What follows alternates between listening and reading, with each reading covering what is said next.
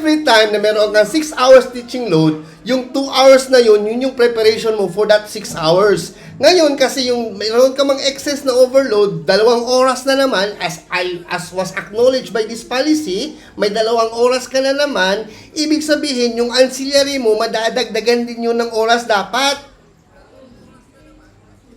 For that actual 2 hours sa teaching load. Assuming na for every learning area meron kang 20 minutes, ibig sabihin magkakaroon ka ng additional 40 minutes ancillary na dapat babayaran pa rin ng DepEd. Ganun yun. Hindi na naman yun na-recognize ng policy.